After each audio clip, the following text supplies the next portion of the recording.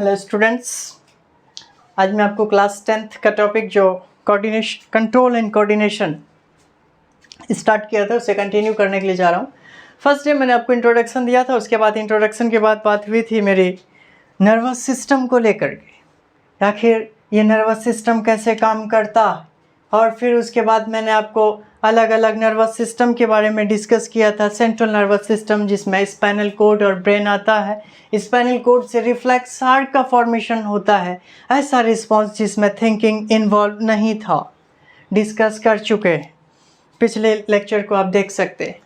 आज उसी central nervous system का एक पार्ट जो ब्रेन रह गया था उसको कंप्लीट करने के लिए जा रहे हैं। तो आज आइए हेडिंग डालते हैं, ह्यूमन ब्रेन। आखिर क्या होता है ह्यूमन ब्रेन?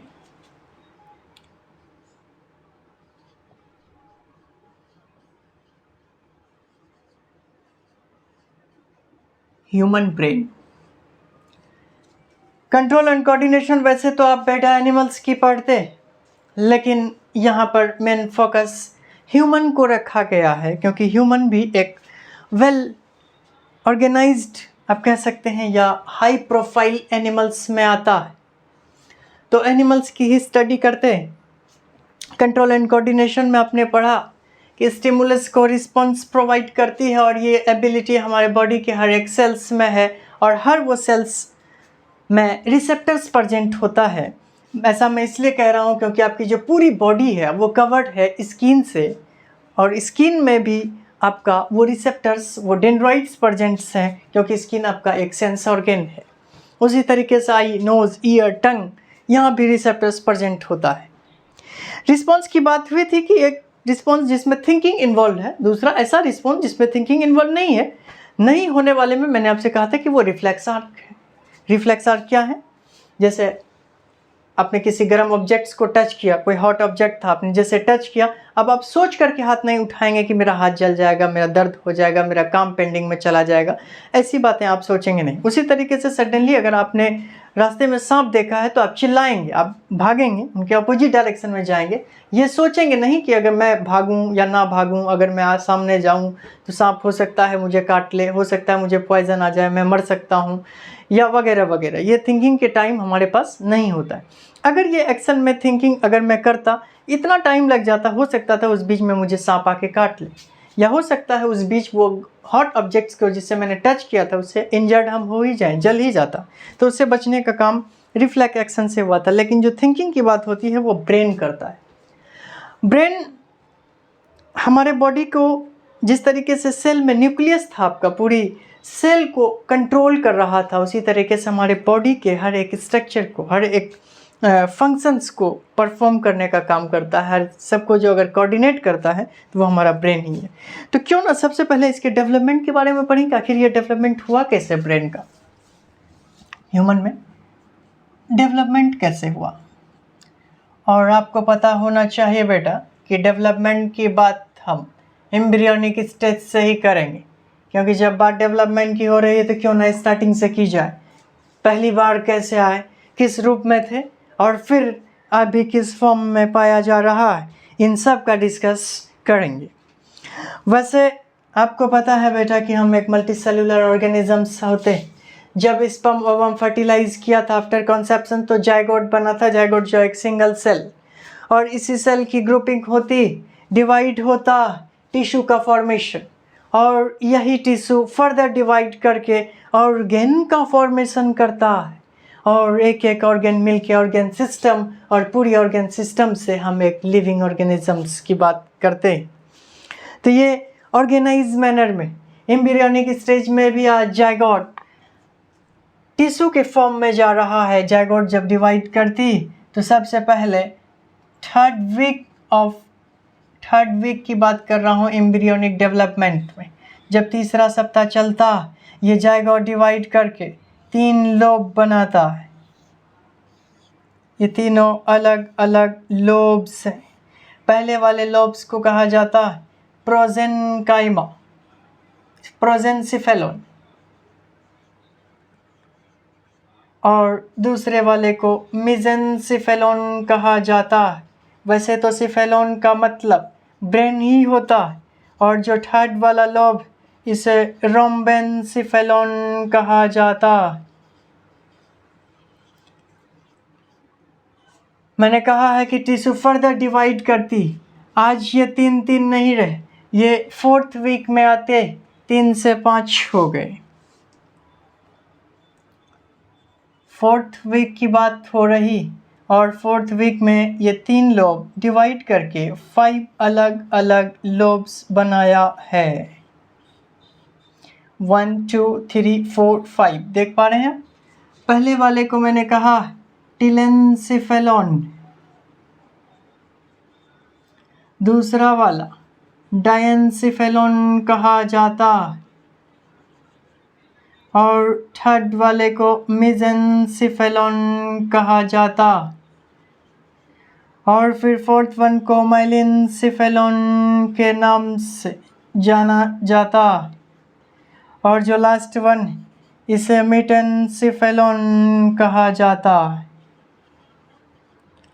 बेटा, जायगोट से टिश्यू 3rd वीक में थे 3 लोब, 4th वीक में 5 हो गए। याद करने का तरीका बता रहा हूँ।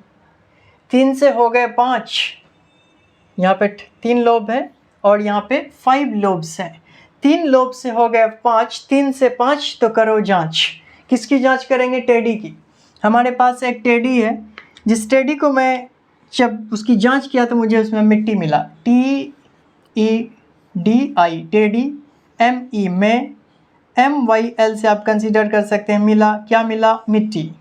एक टेडी नीचे पड़ा हुआ था, मैंने इसे जांचना स्टार्ट किया कि ये कैसा है, फ्रेश है या नहीं है, इसको यूज किया जा सकता है या नहीं है। जब यूज किया तो मुझे उस टेडी में क्या मिला था? मिट्टी मिला था। 3 से हो गए 5, टेडी जांच किसकी हुई थी? टेडी की। टेडी में मिला मिट्टी। इसको आप इस तरीके से याद रख सकते हैं। TE है तो टिलेंसिफेलॉन, डाई तो डायंसिफेलॉन, मेसेंसिफेलॉन, माइलिनसिफेलॉन, मेटेंसिफेलॉन। अगर आपको ऐसे याद रहता है नाम तो बहुत अच्छी बात है, निमोनिक्स की क्या ही ज़रूरत है। अब यहाँ पे मैंने आपसे कहा है कि जायगोट से जब टिश्यू बना था फर्स्ट टाइम तो ये 3 लोब था और फिर 4th वीक में ये 5 लोब्स में बने। अब ये लोब्स फर्दर डिवाइड करता है, अलग अलग ब्रेन का पार्ट बनाता है। टिलेंसिफेलॉन से 2 पार्ट बनेगा, एक को बोलते हैं सेरिबेरम। क्या बोलते हैं बेटा? सेरिबेरम। और दूसरा लिम्बिक सिस्टम कहलाता है। और डायंसिफेलॉन से 3 जितने भी थैलेमस वाली बात, हाइपोथैलेमस, इपीथैलेमस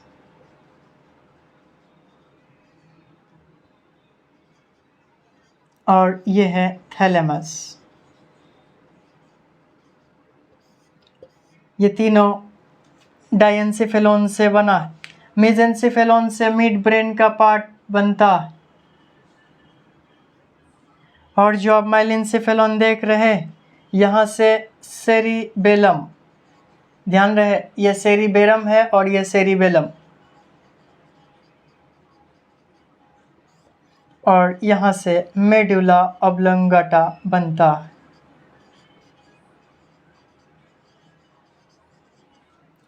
बेटा, आप देख रहे हैं जायगोट से पहली बार 3 लोब बना, 3 लोब से 5 लोब, 5 लोब से ये अलग अलग पार्ट का फॉर्मेशन हुआ। सेरिबेरम, लिम्बिक सिस्टम कौन बनाया? टिलेंसिफेलॉन वाले लोब से। डायंसिफेलॉन वाले लोब से पूछा गया तुम क्या बनाओगे? इन्होंने कहा जितने भी थैलेमस हैं सब उठा लाओ। Thalamus, hypothalamus, epithalamus, thalamus. Mesencephalon बीच का काम कर रहा था, मिड ब्रेन बना हुआ है। माइलिनसिफेलॉन सेरिबेलम बनाया है और मेटेंसिफेलॉन वाले लोब से मेडुला ऑब्लोंगाटा बना है। जब वो फर्दर डिवाइड किया और इसी के पोजीशन के बिहाफ पे ब्रेन के अलग अलग पार्ट्स को भी डिवाइड करते हैं। इस वाले रीजन्स को कहा जाता है फोर ब्रेन। मिड ब्रेन से ऊपर जो भी देखें आप वो फोर ब्रेन है और मिड ब्रेन से नीचे हाइंड ब्रेन। मिड तो मिड है, ये बीच में ही रह गई। ऊपर वाले फोर ब्रेन, नीचे वाले हाइंड ब्रेन, इसको सेपरेट करने वाले mid brain. Parts of brain में पढ़ेंगे। आपने पहला देखा डेवलपमेंट ऑफ ब्रेन, वो भी एम्ब्रियोनिक डेवलपमेंट से मैंने प्रोसीड किया है। अब बेटा एक बात, इस ब्रेन का डेवलपमेंट एम्ब्रियोनिक स्टेज से ही हो रहा है और काफ़ी एनर्जी कंज्यूम हुआ है। फंक्शंस तो आप देख ही रहे हैं कितना शानदार फंक्शंस परफॉर्म करती है कि आपके एनवायरनमेंट के हर एक स्टिमुलस को, हर एक चेंज का रिस्पॉन्ड करता। और दूसरी बात, आपके बॉडी में हर वो मैकेनिज़्म को कंट्रोल कर रहा है जो लाइफ कंप्लीट होने के लिए, लाइफ प्रोसेस के लिए ज़रूरी है। लाइफ प्रोसेस आप पढ़ चुके हैं बेटा, that is digestion, respiration, nutrition और एक्सक्रीशन। ये सभी प्रोसेस को अगर कंबाइनली परफॉर्म कराता तो वो आपका ब्रेन है। क्योंकि जिस टाइम पे आप ईटिंग कर रहे होते हैं, इंजेक्शन होता है, आप सोच के खा रहे हैं क्या हमारे खाने लायक है और क्या नहीं। खाना तो साफ़ ही होना चाहिए, खाना तो टेस्टी होना चाहिए, खाना ऐसा जो पका हो, कच्चा नहीं खाएंगे। अरे बेटा, कच्चा खाएं भी तो कैसे खाएं, पचा ना पाएगा हमारा पेट।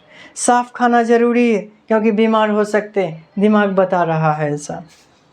मतलब काफ़ी इम्पोर्टेंट फंक्शंस परफॉर्म कर रही। और अगर ये इतना ही ज़्यादा इम्पोर्टेंट फंक्शंस परफॉर्म करता, इसको स्पेशल प्रिविलेज मिलना चाहिए। मतलब एक अलग से प्रोटेक्शन हो इसका। क्यों बेटा? एक तो इसकी पोजीशन आप देख रहे हैं आपके हेड रीजन पे, और सारे के सारे फंक्शंस को कंट्रोल कर रहा।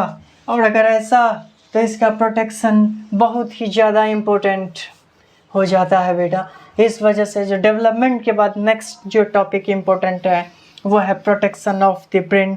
आइए उसकी भी चर्चा करेंगे कि आखिर इनके सुरक्षा कवच किस प्रकार से किया गया है, इसको कैसे कैसे डिफेंस मिलता है।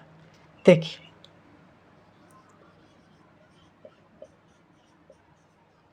प्रोटेक्शन ऑफ ब्रेन की बात हो रही है बेटा। इसके प्रोटेक्शन के लिए, क्योंकि काफ़ी डेलिकेट ऑर्गन है, तो क्रेनियम प्रेजेंट होता है नंबर 1। क्रेनियम को ब्रेन बॉक्स भी कहा जाता। ये बिल्कुल वैसे ही स्ट्रक्चर हैं जो आप हेलमेट देखें। हेलमेट बिल्कुल इस वाले रीजन्स को स्कल कहा जाता, और हेलमेट का भी स्ट्रक्चर कुछ ऐसा है। क्रेनियम कहें, ब्रेन बॉक्स कहें या स्कल कहें। 8 बोन फ्यूज्ड हुआ, 8 bones fused by fibrous cartilage या fibrous connective tissue कहें, fibrous connective tissue, और जिनसे स्कल बना और इनके वजह से ये डेलिकेट ऑर्गन उसमें सेफ रहता है, मैकेनिकल इंजरी से बचा रहा है, प्रोवाइड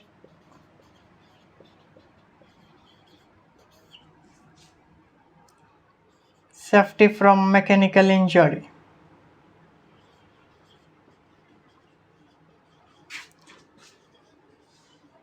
मैकेनिकल इंजर।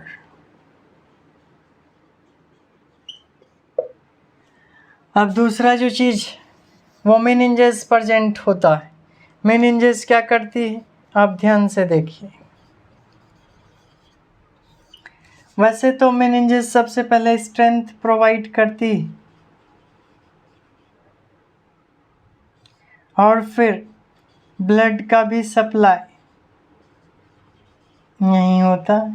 ब्लड सप्लाई होना ज़रूरी है क्योंकि इतना डेलिकेट ऑर्गन है, न्यूट्रिएंट्स का रिक्वायरमेंट उसको कंटिन्यूअस चाहिए, और न्यूट्रिएंट्स का रिक्वायरमेंट वही पहुंचाता ब्लड वेसल्स, क्योंकि सारे के सारे न्यूट्रिएंट्स ब्लड में ऑब्जर्व है, तो ब्लड सप्लाई होना ज़रूरी है। इस वजह से ब्लड वेसल्स इसमें प्रेजेंट होता। आप ब्लड सप्लाई ना लिख करके आप ब्लड वेसल्स लिखें। और फिर provide shock observer. Shock observer का काम करता, अब कैसे करता अभी देखेंगे आप। वैसे तो बेटा मेनिंजेस की 3 लेयर है। एक को कहा जाता है ड्यूरामेटर, और एक को कहा जाता है आर्केनोइड,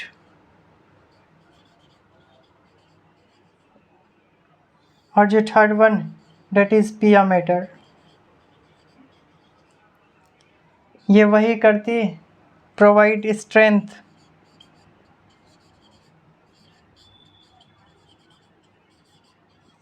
और आर्केनोइड ब्लड सप्लाई करता,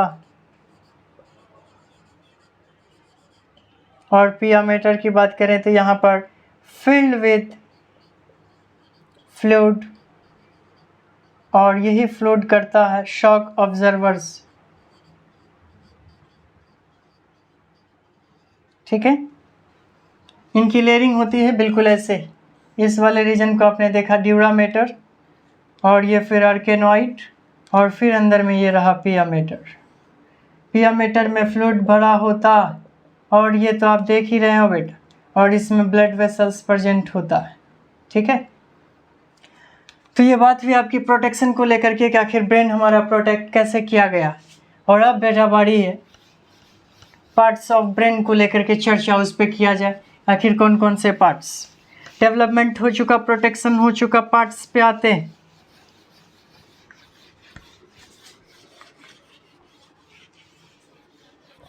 मैं यहाँ पे डायग्राम नहीं बना रहा ब्रेन का, आप उसे एनसीईआरटी में चेक कर लेंगे कौन सा पार्ट कहाँ पे डिनोट किया गया है, बेहतर अंडरस्टैंडिंग के लिए, क्योंकि आपकी एनसीईआरटी में डायग्राम ब्रेन की बहुत अच्छी और सिंपल बना हुआ है। नेक्स्ट जो हमारा टॉपिक है वो है पार्ट्स ऑफ ब्रेन। कौन कौन सा पार्ट्स अभी आपने देखा है बेटा? पहले वाले को हमने कहा था फोर ब्रेन, और फिर बीच में जो मेसेंसिफेलोन से बना था ये मिड ब्रेन कहला रहा, और फिर आपने देखा हाइंड ब्रेन को जो आपके पीछे प्रेजेंट होता है। अब फोर ब्रेन के पार्ट्स को मैंने वैसे तो डिस्कस किया है अभी कि टीलेंसेफेलोन से सेरिबेरम बना था, ये भी उसी का पार्ट, और लिम्बिक सिस्टम भी वहीं बना था, ये भी उसी का पार्ट, और उसके नीचे डायंसेफेलोन जिससे बना था हाइपोथैलेमस, और फिर उसी के साथ थैलेमस, फिर एपीथैलेमस। ये सभी तो फोर ब्रेन के पार्ट। मिड ब्रेन बस एक कनेक्टिव लिंक है फोर ब्रेन और हाइंड ब्रेन को लेकर के।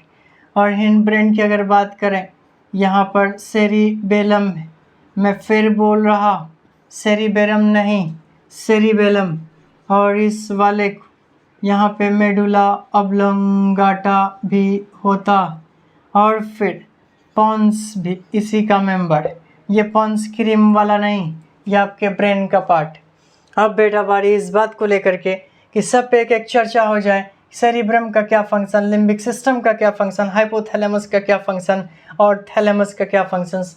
तो जो मेरा नेक्स्ट टॉपिक है, अभी तक आपने 3 टॉपिक पढ़ा है, 3 में एक तो डेवलपमेंट पढ़ा, प्रोटेक्शन पढ़ा, पार्ट्स ऑफ ब्रेन पढ़ा, और अब पढ़ने जा रहे हैं functions of brain, functions of parts of brain. कौन कौन से पार्ट्स का क्या क्या फंक्शंस है उसको स्टडी करेंगे। ठीक है, चलिए।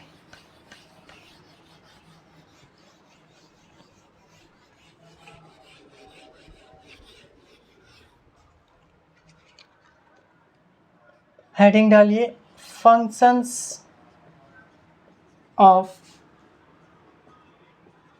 Parts of brain.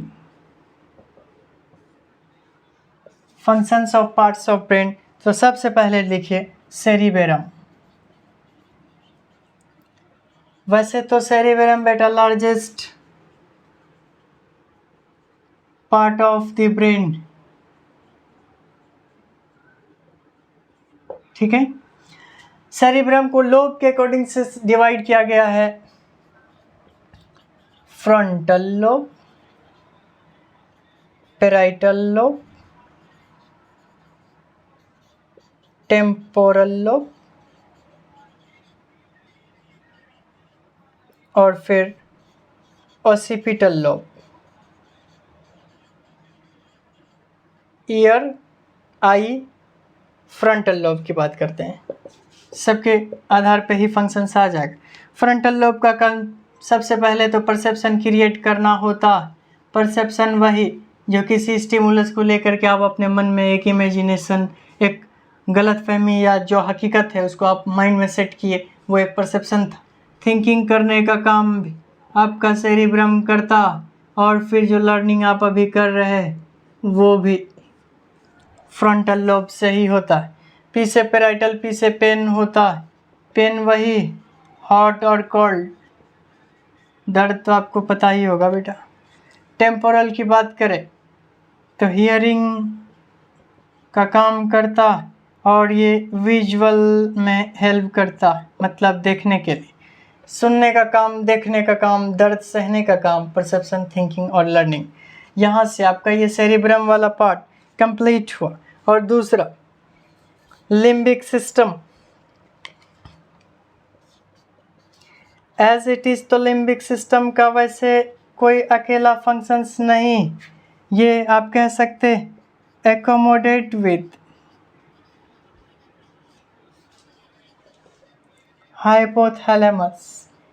ये हाइपोथैलेमस के साथ मिल करके काम करता है और इमोशनल सेंटर भी कह सकते हैं। कभी खुशी कभी गम बेटा इमोशन है। लिम्बिक सिस्टम और सेरिब्रम तो आपने देख लिया। और अब बेटा बारी किसकी है? हाइपोथैलेमस की। कि आखिर हाइपोथैलेमस क्या करता है, आइए देखते हैं। मतलब आपने टीलेंसेफेलॉन वाले पार्ट के फंक्शंस को स्टडी किया। फोर ब्रेन का काम परसेप्शन क्रिएट करना, थिंकिंग करना, लर्निंग करना, और पेराइटल का काम था पेन को गेन करना, और फिर टेम्पोरल का काम हियरिंग, और फिर ऑसिपोटल का काम विजुअलाइजेशन से था। और जो थर्ड वन है डेट इज हाइपोथैलेमस। हाइपोथैलेमस को वैसे तो मास्टर्स ऑफ मास्टर्स ग्लैंड कहा जाता। अब क्यों कहा जाता है ये बात मैं आपको जब हार्मोन पढ़ाऊंगा फिर बताऊंगा। यहाँ तो आप उनके फंक्शंस को पढ़ी। एक तो सैटिस्फैक्टरी सेंटर, मतलब हंगर सेंटर की बात होती। ये हंगर सेंटर वही है जो भूख और प्यास आपको लगता है। और फिर ऑस्मोरेगुलेशन सेंटर भी यहीं पे पाया जाता। और फिर थर्मोरेगुलेशन सेंटर भी यहीं।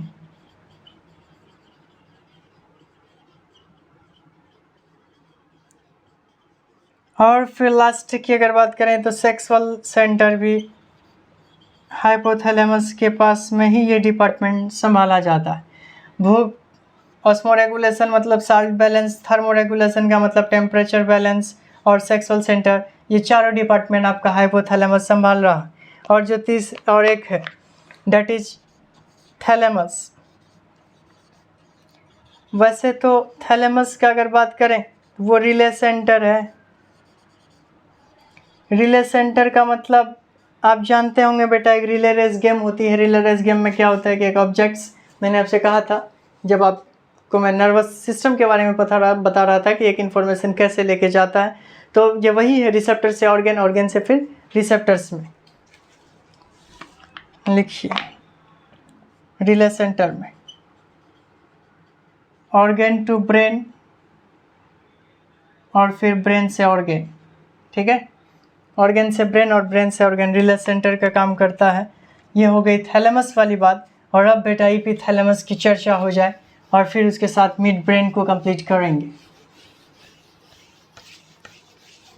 आप नोट्स लिखना चाहें तो इसे पॉज करके लिख सकते हैं बेटा, क्योंकि बोर्ड पे इतना देर वेट करना पॉसिबल नहीं होता है।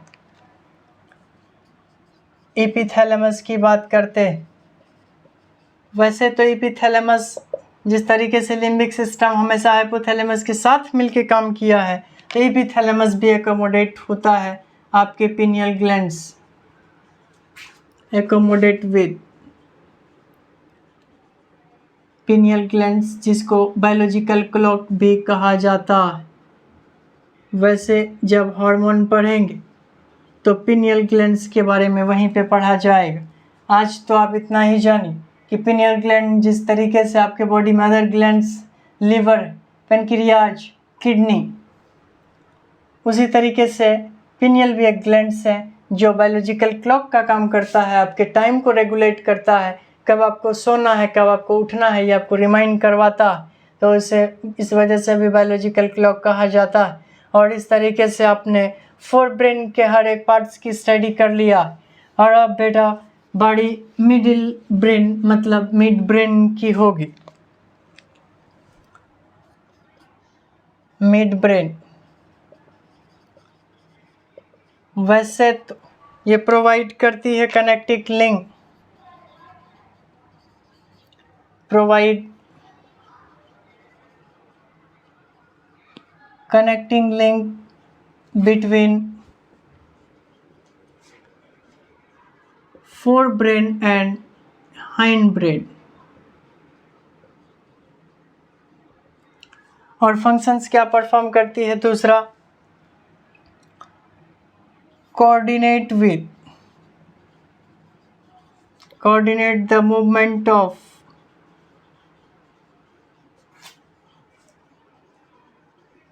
head with eye, बात समझ में आई, and the movement of head with ear। ठीक है, ये फंक्शंस था आपका मिड ब्रेन को लेकर के। और अब बेटा बारी हाइंड ब्रेन की तरफ चलते हैं। हाइंड ब्रेन में भी आपका सेरिबेलम की बात करते हैं। वैसे तो सेरिबेलम मेन फंक्शंस अगर प्रोवाइड करता है तो आप बैलेंसिंग केवल लिखेंगे। यह आपके बॉडी पोस्चर, आपके ड्राइविंग, आपके वॉकिंग, हर जगह बैलेंस करने का काम करता है, प्रोवाइड बैलेंसिंग। तो ये हो गई मिड ब्रेन और ये रहा सेरिबेलम। और फिर एक आता है आपका मेडुला ऑब्लंगाटा और पोन्स। दोनों की चर्चा कर लेते हैं बेटा जल्दी जल्दी, टाइम नहीं है अपना। Medulla oblongata,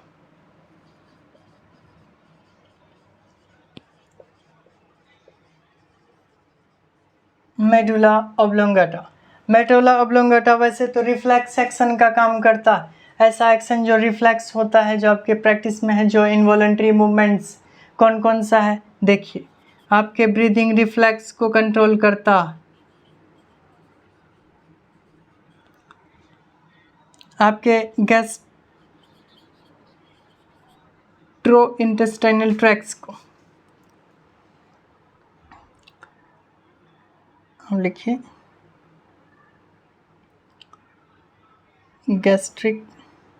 gastrointestinal reflex. और फिर कार्डियोवैस्कुलर रिफ्लेक्स, और फिर वॉमिटिंग रिफ्लेक्स की बात होती। ये चारों रिफ्लेक्स करता है कौन? आपका मेडुला ऑब्लंगाटा। और एक जो लास्ट वन है डेट इज पोन्स की अगर बात करें, तो पोन्स एक न्यूमोटैक्सिक सेंटर है।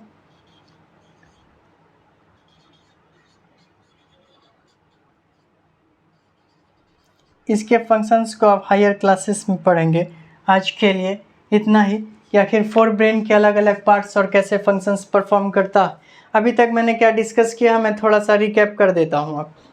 सबसे पहले मैंने ब्रेन के डेवलपमेंट को पढ़ा कि आखिर ये डेवलप कैसे हुआ, और जब इनकी डेवलपमेंट को स्टडी किया और ये भी पता चला कि काफ़ी इम्पोर्टेंट है और डेलिकेट ऑर्गन है, इसके प्रोटेक्शन की ज़रूरत पड़ी। और प्रोटेक्शन के बारे में पढ़ा कि इसमें क्रेनियम भी होते हैं और मेनिंजेस भी होता है।